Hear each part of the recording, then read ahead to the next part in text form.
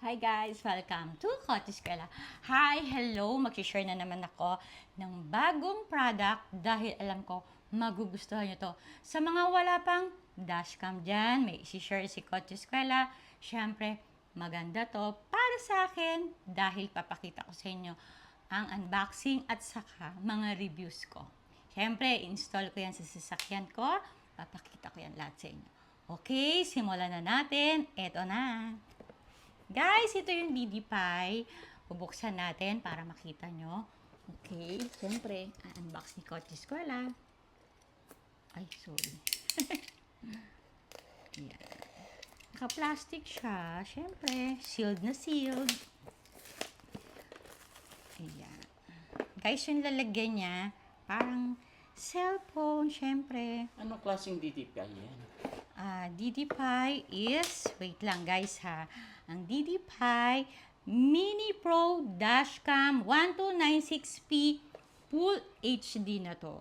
And then, for night vision, G-Sensor 24 hours parking monitor camera dashcam. Ayan, isa-isahin muna natin yung laman ng box. Siyempre, ito yung manual niya. And then, ito yung, guys, ang ganda. Ang liit niya, oh. Very handy. Siyempre, ito yung ididikit mo sa windshield mo. Then, guys, naiikot siya, ha. And, ito yung sa USB. Then, ito yung sa micro SD. Ito, guys. And then, yung pagkabit nito, papakita ko rin sa inyo later, siyempre, dun sa sasakyan. Ito yung speaker niya. Guys, pwede nyo siyang i-on off yung speaker niya. Siyempre, nasa sa inyo yan. Isa-isahin natin yan. Mas maganda po kasi pag kinabit ko na sa sasakyan ko. Diba? Guys, ito yung pandikit niya. Ayan ha. Yung extra niya, siyempre, do sa windshield. And then, ito yung wire niya. Siyempre, ikakabit nyo yan dito. Ito. Isa-isa yan, guys. Ayusin natin. And then, ito yung para sa, bubutasin ko na, cigarette lighter nyo. Siyempre, dito nyo ikakabit yung, ayan, oh, diba? Lahat naman ng sasakyan, may cigarette lighter. Ano, diba? I-input nyo lang to, then, kakabit nyo yan, yung wire, ayusin nyo. Guys, ito pa, installation sticker para anti-static sa mga video nyo. Siyempre, ilalagay nyo yan kung gusto nyo lang. Pero siyempre, ako gusto kong ilagay. And then, ito yung installation tool para dun sa wirings nyo para isisiksik nyo, guys, yung wire nyo ng maayos. Kasi, di ba yung gilid-gilid doon sa mga gilid. Okay? Mamaya po, ipapakita ko yan. Napaka-handy niya, guys. Kahit ako, kaya ko tong ikabit. Dahil super dali lang, ikakabit nyo lang po yan, no? Ididikit nyo. Super handy. Mamaya papakita ko po sa inyo yung sample ng video kung gaano siya kalinaw. Siyempre, para makita nyo. Okay? Guys, papakita ko yung micro SD. Siyempre, merong 32, 64, 128. So, mamimili kayo, i-add to cart nyo lang doon. Pero ito guys, 32 gig lang. So, makikita nyo yan pagkabit ko later. Siyempre, sasampulan natin yan. Okay? Ayan guys, isi-center mo lang po yan. Yung DTPie mo. Ayan. Kailangan malinis muna yung salamin mo. Pupunasan mo and then ididikit mo na po yan. Alisin mo po yung sticker. Punas-punas. Ganyan.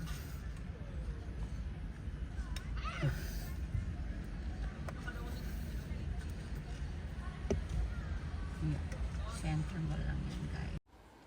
Ayan, look nyo guys, ang ganda, di ba? Nakakabit na, and mapapansin nyo, nakalagay siya sa windshield kasi po, Everest New Generation po yung sasakyan ko. Kaya maliit lang yung wiring niya. Hindi ko na nilagay yung mahabang wire kasi nga po, may USB-C Everest ko. Kaya kung bibili kayo ng Everest, sa akin na lang. Okay? And mapapansin nyo, ang linaw-linaw po. Ayan guys, sumaandar na kami. Makikita nyo, ang linaw-linaw niya. Guys, kailangan natin to safety features para sa atin lahat. Affordable, super affordable. And maliit lang, hindi sagabal sa windshield natin. Ayan guys.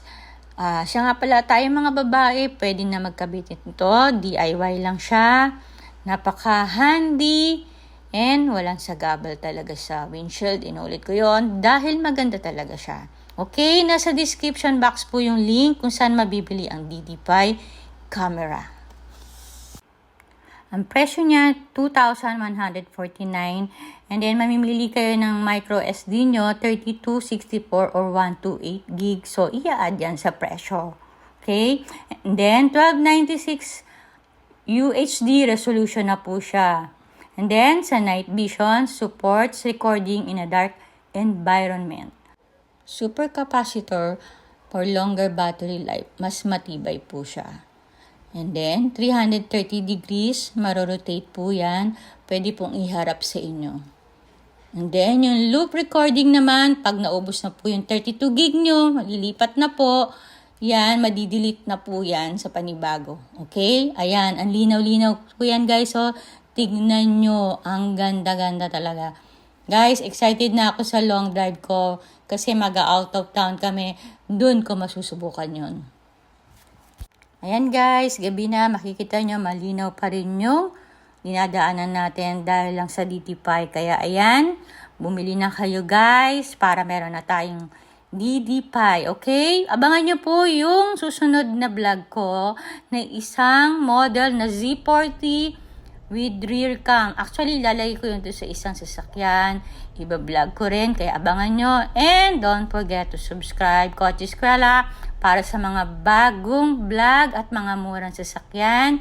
And shout out sa mga OFW na subscriber ko na hanggang ngayon tumatangkilik kay Kotse Eskwela. Okay? Hanggang sa susunod. Bye! See you!